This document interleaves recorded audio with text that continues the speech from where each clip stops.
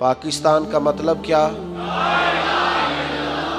یہ اس وطن کی ضرورت ہے، یہ قربانیوں کا مسکن ہے۔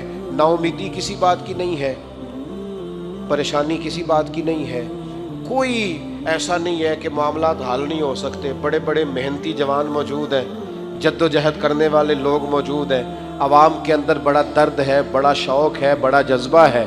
نا امید نہیں اقبال اپنی کشت ویراں سے، ذرا سی نم ہو تو مٹی بڑی زرخیز ایسا کی روشنی پھیلے گی۔ اور انشاءاللہ تعالی ہم اپنی آنکھوں سے دیکھیں گے کہ ایک صبح اس ملک میں ایسی طلوع ہوگی کہ نظام قرآن و سنت کا چلے گا، باتیں مدینے والے رسول کی ہوں گی، نعرے حضرت ابوبکر صدیق کے لگیں گے اور پیغام فاروق اعظم کا گونجے گا، اور لوگ فیض حضرت عثمان غنی سے پائیں گے، اور پھر یہ ملک للکارے گا تو اس للکار کے اندر قوت حیدری نظر آئے گی۔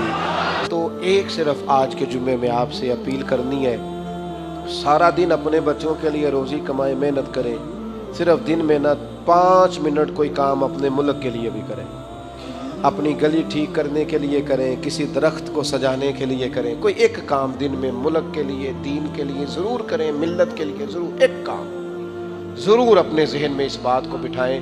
یہ ایک ایک کام ہم نے کرنا شروع کر دیا تو انشاءاللہ لاکھوں کام روز ہونے شروع ہو جائیں گے۔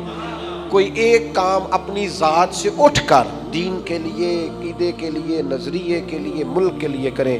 اللہ تعالیٰ اس وطن کو قیامت کی صبح تک آباد کرے۔